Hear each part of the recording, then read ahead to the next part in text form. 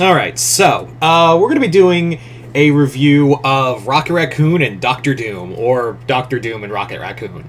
Actually, flies off the tongue really easy. This is the first of the J. Michael Straczynski one-shots that he'll be doing throughout the year. Next will be the Captain America and Volstagg one, followed by the one I'm most excited for, Nick Fury versus Fin Fang Foom. That one I'm really excited for. I think then after that it's Hulk and Doctor Strange, and then after that it's Ghost Rider versus Galactus. Basically, they're either team-ups or fights throughout the Marvel Universe written by J. Michael Straczynski for these one-and-done stories. And it does feel more like it's characters he's well-versed in, or some characters he's just wanted to write for the longest time. And, yeah, JMS really likes to... I mean, who doesn't like to write Doctor Doom? But I think this is his first time writing Rocket Raccoon. And I forgot that these characters have already encountered one another during Ali Wing's Guardians of the Galaxy run, because Doom was a member of the Guardians for a hot minute.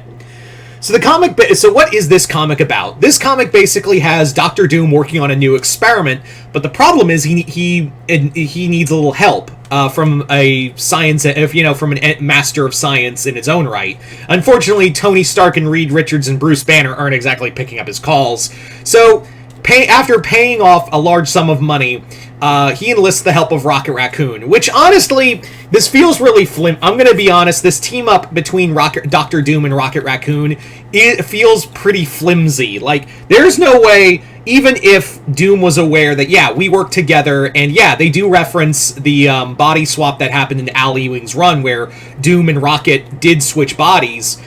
I still feel like Doom, no matter what the situation calls for, would be too proud to do such a thing. I really don't think he would be open to the idea of doing such a, matter, no matter what. Like, he would not do that. And I feel like, yeah, even if Doom would never admit he would openly need help from another, and even, like, picking Rocket still felt a little flimsy. It just felt like this one, more than I feel like the others, are going to be very, like, this one felt like I just wanted to write a scene with Doctor Doom and Rocket Raccoon together. So that's what it really felt like for the most part, which is not bad. Anyway, so this comic basically, what is Doom's project exactly? Basically, he wants to find out the why. And there's actually, like, a fun joke in here where Rocket and Doom are actually referencing the Who's on First Base line from Abbott and Costello. Arguably one of the greatest, jokes of all, joke gags of all times. And it's a good line. It's a good back and forth in that regard, but it does wear itself out later on.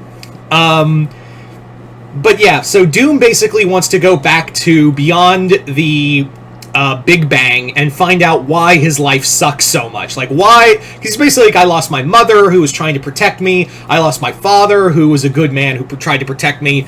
And my life has just been misery and woe, even though I'm the leader of a nation and have ruled over universes at one point. Cry me a fucking river, Doc.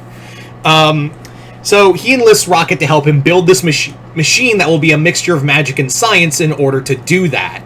So the two of them work together, and I do like the back and forths between Victor and Rocket. It's, if anything, that's what this comic really predicates itself on, is these, back and forths between Rocket and Doom.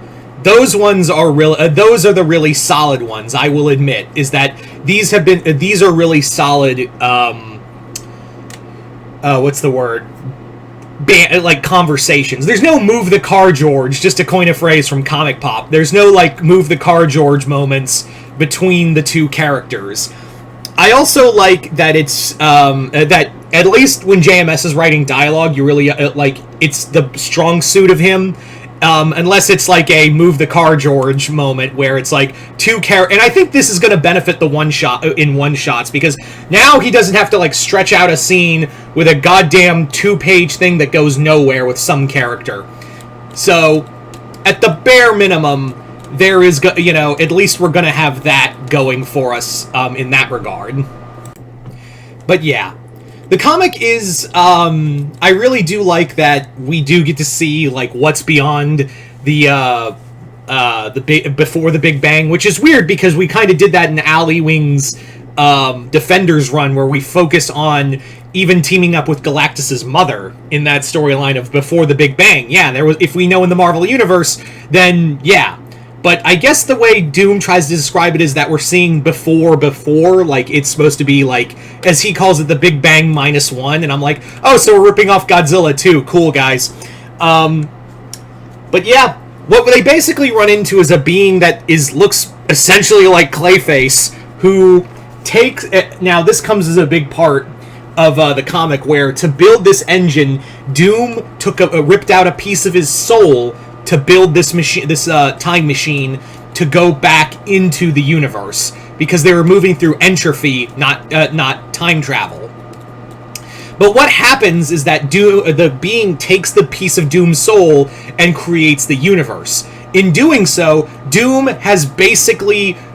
Everyone is made in Doom's image now. Like, that basically... And honestly, in a weird way, that makes a lot of sense considering how shitty the human race is. But even, of course, Dr. Doom isn't satisfied with that answer. There's also some really sweet moments with Dr. Doom where he sees, like, images of his life, where he sees the last moments of it with his father when he was an infant, and also a sweet moment with his mother where he builds a mask with her. So, there are some neat moments, and there are some kind moments, but I don't think this was the strongest, a strong start to these series of one-shots. I'm gonna be honest. It feels really flimsy of having Doom and Rocket and this story, and also considering it feels like it walks on a lot of like Al Ewing was working on, even though it does take stuff from Ewing. Does that make any sense? Yeah, I am gonna stick with these one-shots for as long, economics withstanding. So I hope, because the next issue is Volstagg and Captain America, which will be more of a... That makes more sense, of having, you know, Volstagg team up with Captain America. Like, they're both heroes, even though it feels weird that there's going to be a war breaking out, and Volstagg's whole thing, I know, I'll get Captain America to help with an Asgard problem. Anyway, but like I said, the one I'm really excited for is Nick Fury versus Fin Fang Foom, and Galactus versus Ghost Rider. I think those will be pretty cool. Anyway, I give this about a 3 out of 5, if I'm being honest. Just kind of, it's not a strong start, but if you're a Doctor Doom fan, I think it's pretty good. Anyway, so there you go, guys. That's my review. Other than that, hope you all enjoyed this. I'm Mr. Multiverse. I'll see you next time in Multiverse.